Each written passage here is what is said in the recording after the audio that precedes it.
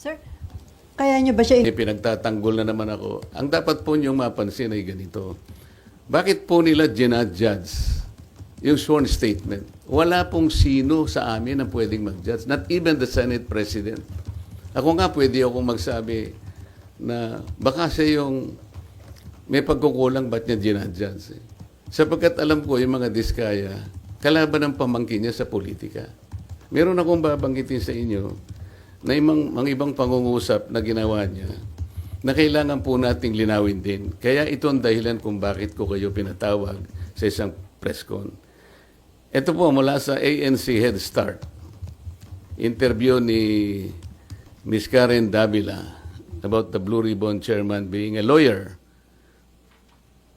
Sabi po ni Senate President Soto, there is no such thing as a rule, dapat abogado yun. Abogado ka nga, di ka naman magaling mag-imbestiga, di ba? Chuckles, nakalagay. So useless. Unang-una po ako, wala akong in-insinuate na dapat ang chairman ay abogado. Ito lang ang in-insinuate noong isang babaeng hanggang ngayon hindi makamove on kung bakit ako nanalong senador. Alam na po ninyo yun. Pinipilit po ba nila sinabi ko ito? Hindi ko po sinabi ito. Pero sila nga po ang may pasaring rito eh. Abogado ka nga, hindi ka naman magaling mag-imbestiga, di ba? Saan po nila nakuha yun? Sino po ba yung magaling? Bakit tayo magkukumpara? Ito pa po sinabi niya, September 10, 2025, sa totoo lang, 1PH, Job Francisco, Chequi Vergel, Cheryl Cosim, SP Soto, may suspetsa na kami na inedit yung affidavit ng Diskaya. How can the Senate President say this? What is his basis for doing this? This is a serious charge. Sino po ang nag-edit? Ako po ba pinatutungkulan niya?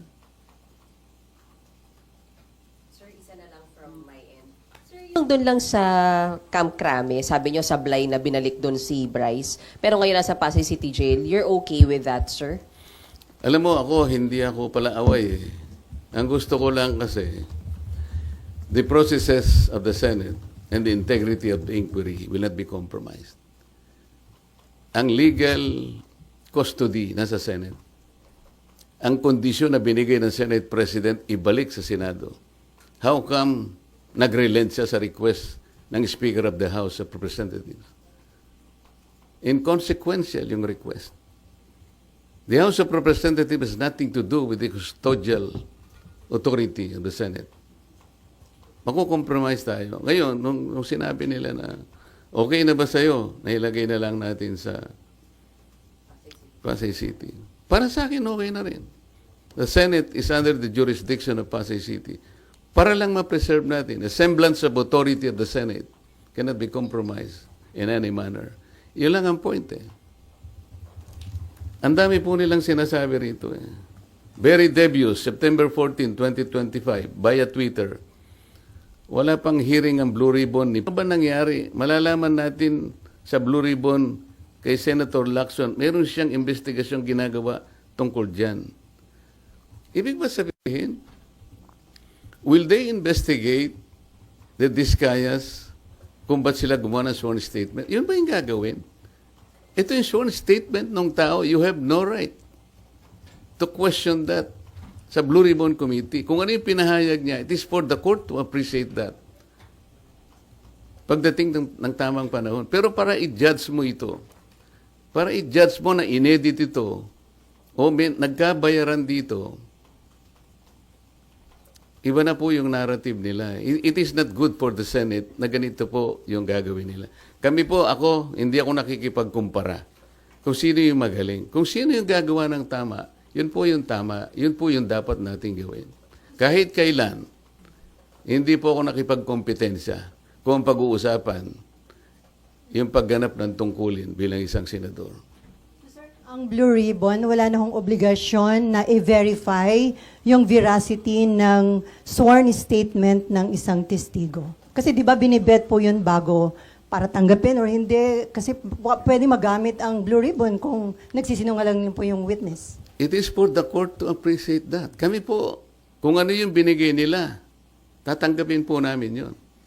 Yun po yung risk nila. Ang usapan dyan, kaya mo ilalabas yan, yan ang totoo. Yan ay yung sarili mong, voluntaryo mong ginawa. Sila lang ang makakapagpasya nun. At pagdating po ng panahon, nakakailanganin lahat ang pag-iimbestiga niyan. Sa tamang panahon, ang korte lang po magbe-verify yan. Haharap sila sa korte.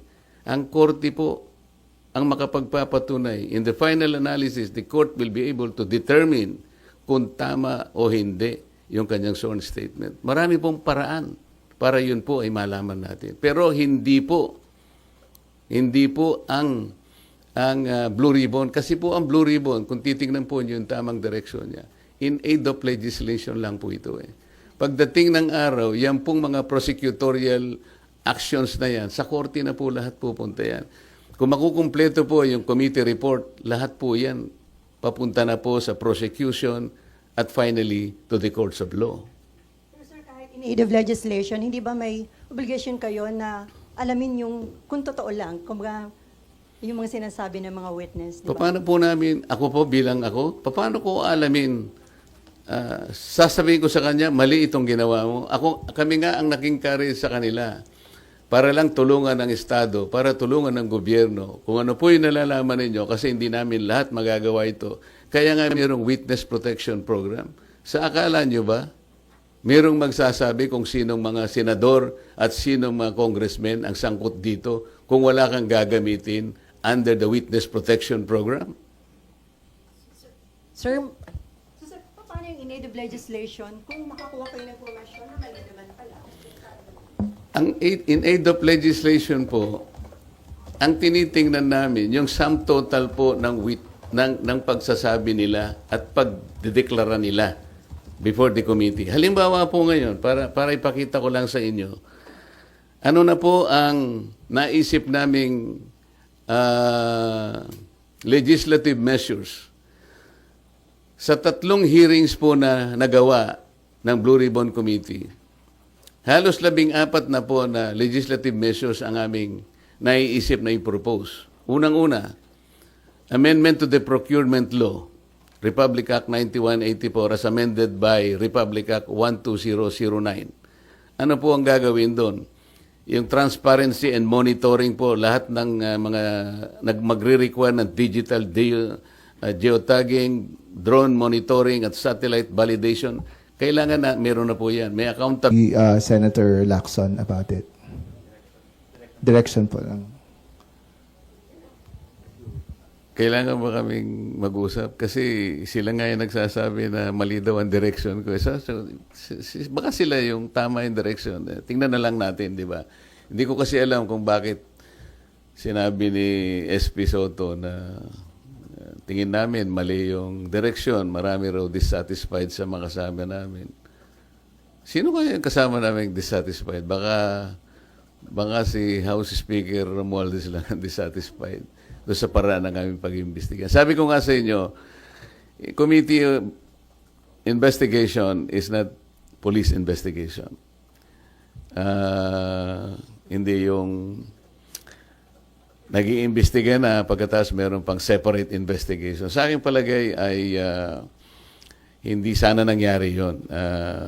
Merong lugar dito, meron sa Arayat, meron sa Nauhan, Mindoro, meron sa ganito. Bakit pa isa-isang ganon? Ano ba yun? Meron ng Blue Ribbon Committee. Ba't kinakailangan magsagawa pa ng individual investigation ang bawat isa sa amin? Meron naman kaming Blue Ribbon. What does that suggest to you? Kasi sa House of Representatives na kung saan nagtagal ako, pagka yung isang subject matter tinitake up na sa committee, wala nang nagpe-privilege speech. At least sa House of Representatives. Sa Senate siguro, baka wala namang rules na gano'n. Pero sa tingin ko, kahit na walang rules dito, pagka tinitake up na sa Blue Ribbon Committee, I think the common decency requires na wala na dapat yun. Kasi parang nagpapaligsahan. Hindi maganda. Sen, last lang na po sa akin. Bukod po sa pagkompronta, sabi nyo kay SOJ Remulla, meron po ba kayong ibang mga plano pang gawin to pursue providing protection sa mga diskaya, or are you still going to pursue it? Yun lang ang alam ko kasi yun ang nasa batas lang eh. Kasi baka kung meron pa akong gagawin, sasabihin nila, kinakatigan siya o inaapoyohan. Ayokong isipin ninyo na meron akong kinakampihan dito. As chairman, kailangan maging neutral ka eh. Alam mo yung problema ko nung nag-hearing ako sa Blue Ribbon? Ang problema ko, yung mga kasama ko nga, kung paano ko mamamanage yung time. Lahat gustong magsalita. Walang focus, di ba? Halimbawa, ang tinutukoy ng isa dito, pagkatapos magsasalita yung isa, doon ang tanong niya. So, yun pala yung nakita ko, yun pala yung pinakamahirap na challenge para sa akin. Hindi yung pagtatanong mismo o kung paano mo i-manage ang mga kasama mo. Kasi iba't iba yung pinanggagalingan nila. Kaya kung iisipin mo, kung kailangan maging focus kayo dahil kukunti yung panahon, medyo hirap ka pagka yun ang issue. Sir, Mary Reyes from One News One PH po. Over the weekend po, Sen, meron pong umuugong na may kudeta daw po laban kay SP Soto. May nagsasabi rin po galing daw po sa Duterte Block yung move na to. Your comments po. Hindi ko naman alam yan. Hindi naman ako chismoso. Pero Sen, wala po bang kuda na nabubuo po ba ngayon o may info po ba kayo? Ako wala. Baka ikaw meron. Sabihin mo nga sa akin. Chika, ano lang po tayo. Thank you, Sen. Sir, sabi niyo mahirap yung pag-manage nung kayo ay Blue Ribbon Committee Nakita mo Chair. naman di ba? Yes, sir. Meron kang pinupunto dito. Tapos biglang sasabihin siya, ang pinakamahirap dito biglang may mag-i-intervene. Mr. Chair, may I intervene? Of course, yung papayagan ako. Yun ang marami. Kaya kung minsan may nagseselos, ikaw kanya, hindi ka naman fair eh. Salita na salita. Paano mong gagawin ng intervene ito? Papayagan mo pagkatapos. Tapos yan naman, nandun pa siya rito. Naku, hirap ka talaga doon. So, sir, nakahinga ba kayo ng maluwag na hindi na kayo yung chair or would you have wanted to stay as the chairman of Blue Ribbon po? Yung una mong tanong, nakaluwag-luwag, talagang lumuwag. Nung ako'y pinalitan na, yung paghiga ko sa kama, nakatulog agad ako eh. So, ayaw nyo na rin, sir? Or would you have wanted to stay, sir, as the chair? Siyempre, kung ako yun, mandato eh. Yun ang tungkulin natin. Hindi naman tayo umaatras sa tungkulin. Diba?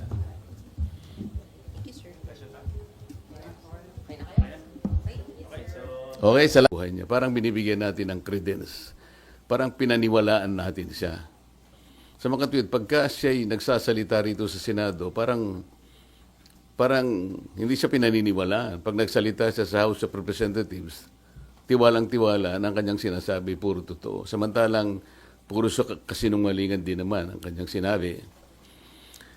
At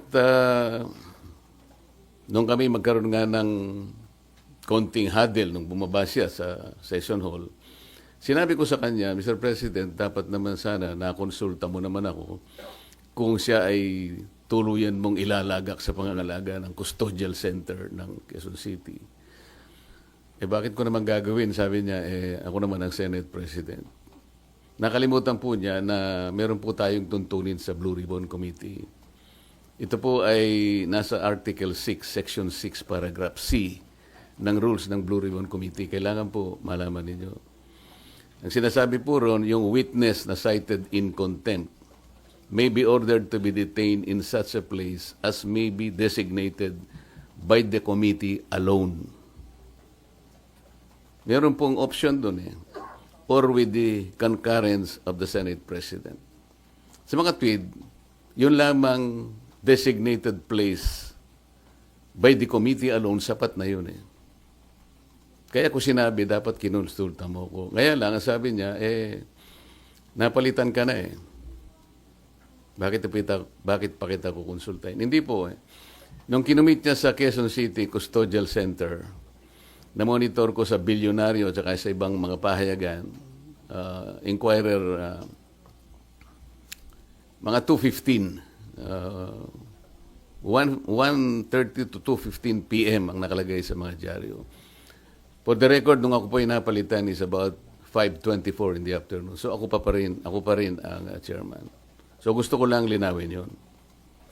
Ang pangalawa po rito ay yung aking sulat sa DOJ na bilang nananatiling chairman noon ng ating Blue Ribbon Committee, nirekomenda ko po na siya ay makapag-apply sa Witness Protection Program.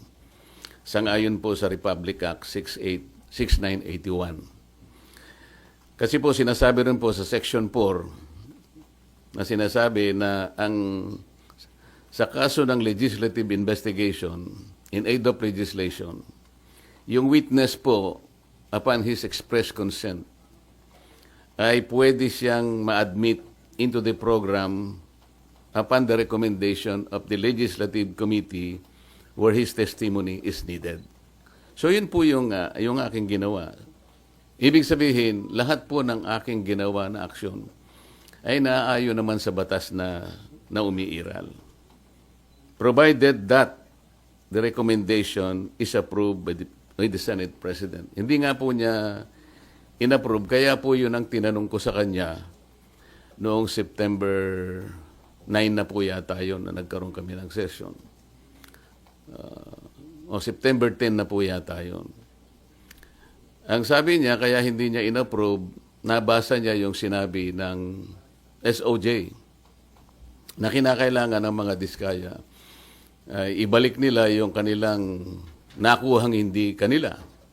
Yun ang magiging policy ng DOJ para sa ganon ay ma-approve yung kanyang aplikasyon under the WPP.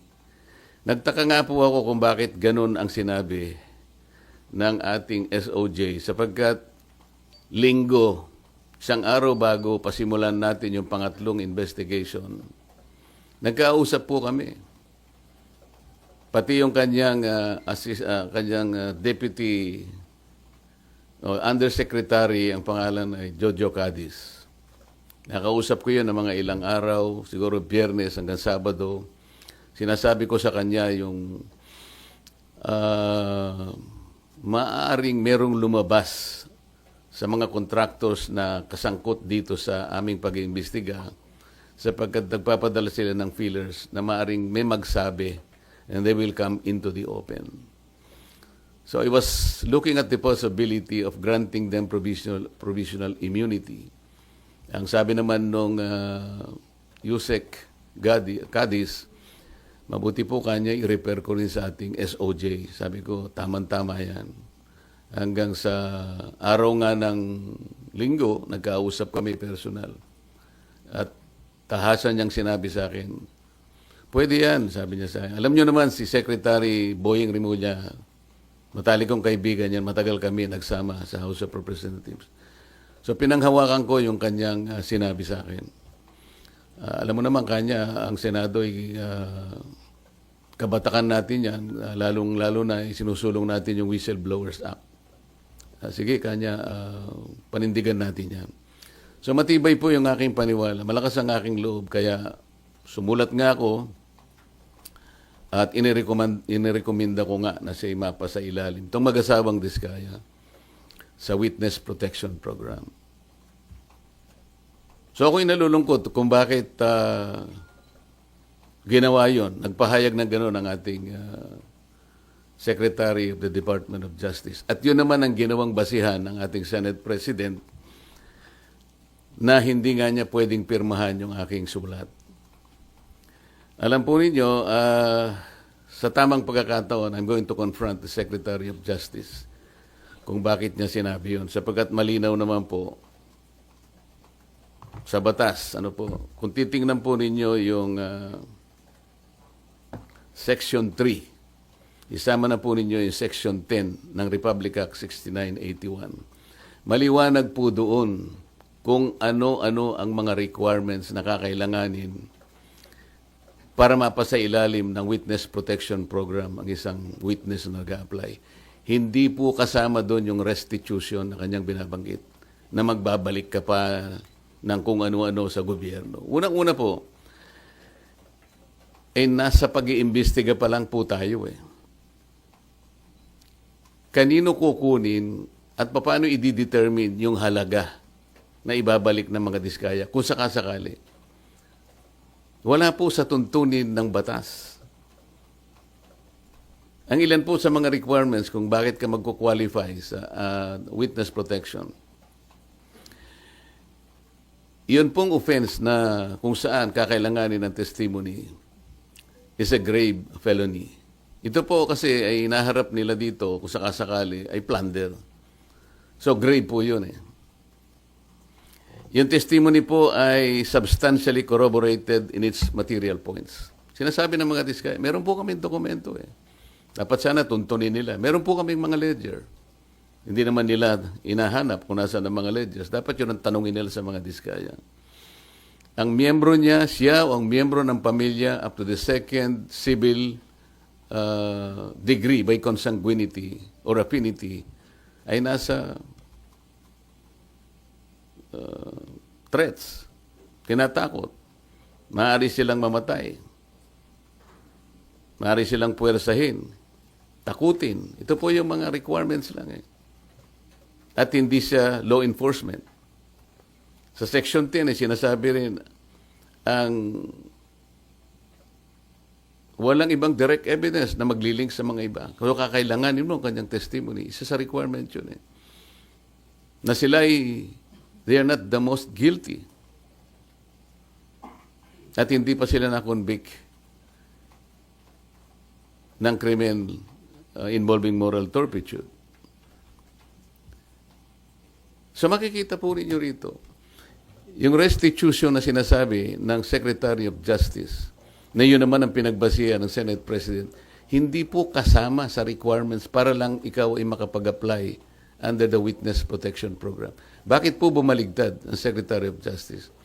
Ngayon po sinasabi ni Senate President, nagmamadali daw po ako na mabigyan sila ng Witness Protection Program. Yun po yung sinasabi ng batas eh.